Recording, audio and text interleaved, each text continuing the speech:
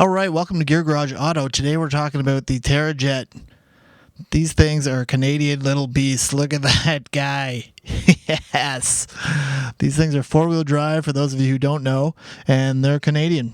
They put us on the map just like Sea-Doo and Argo, but somehow I didn't know anything about these things until recently. So I don't know everything about these guys. There's not all that much information out there. There is a website out there where you can learn some stuff, but again, everything's not on there.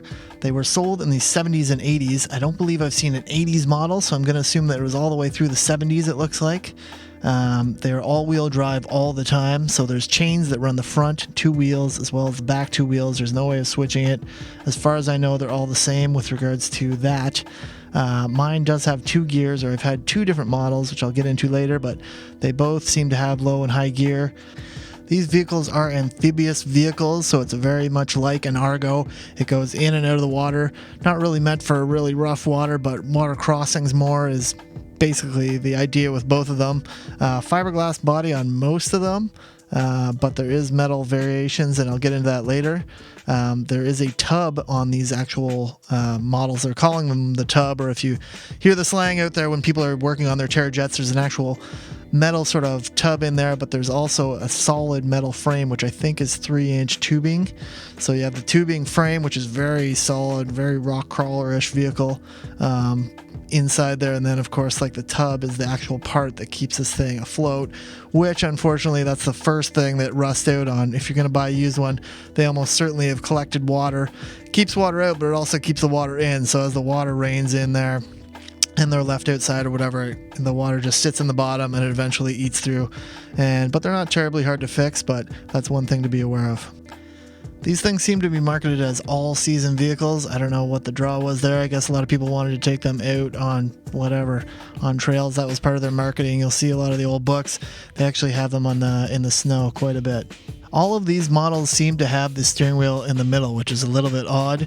I believe that is because if you're in there alone, then and you're floating, the weight is distributed right in the middle.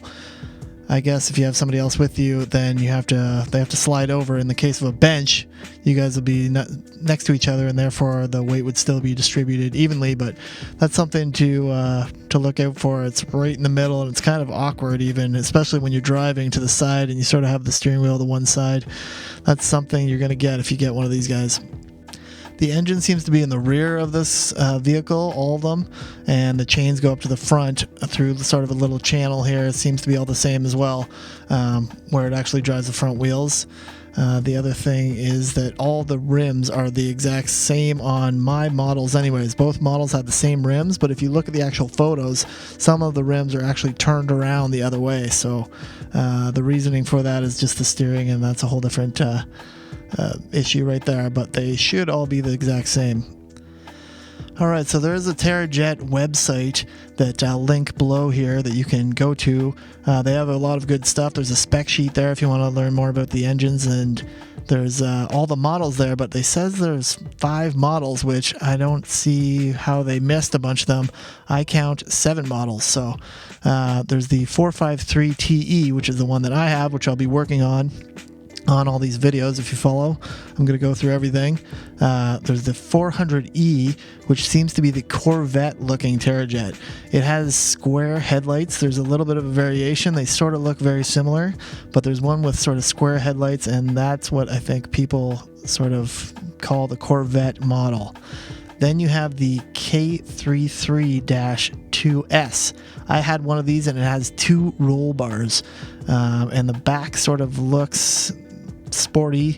It's a different model though. It has round headlights. I actually read that directly off the plate that was attached to it, so that's definitely a different model. Then you have the VA-6, which is the all metal variant. That one is very boxy, and I think it's one of the later models, so I guess 80s. A lot of guys have these out there, but all metal, so I would imagine that they could be pretty rusted on the top. The nice thing about the other ones is they're all fiberglass bodies, so it's easy to work on, and that fiberglass sort of keeps a bit of the water and everything off of the machine. similar to some of the John Deeres I've had, which sort of saves the rest of the vehicle, old John Deere little tractors. But that's the VA-6 is the all-metal boxy one. And then you have the VA-618, which is the 6-wheel variant of the metal one. And that is apparently very rare and very costly. I know a guy that wanted to make one, but yeah, I've never seen one even online. Well, online, yes, but not like for sale online. And then you seem to have the two variants that are metal ones, but the diesel version. So DV430 and DV860 are both diesel variants of that same VA-6 from what I can see. If any of you guys know anything more, please comment below, because it's hard to fully understand all the models here. I don't know if guys out there have been just altering them or whatnot. So if you're going to compare this thing to an Argo, there's a few pros and cons. It has a steering wheel, which I liked. Argos, of course, do not.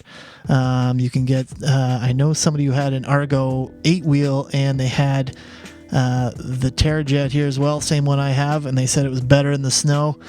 Maybe because there's two big wheels. I don't know, clawed through the snow a little better. Depending on what you're using it for, that might be a pro. The con is that the turning radius isn't amazing.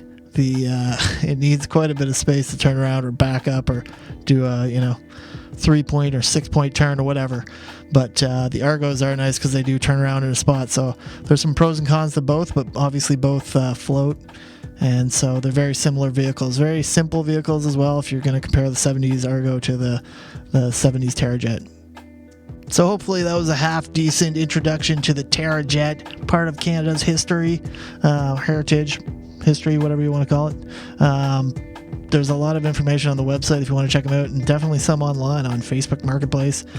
Check out the different models and see what you like. If you have any more information, please leave it below here, and follow some of the other videos I'm going to post here if you want to learn more about my machine anyways, the 453 TE.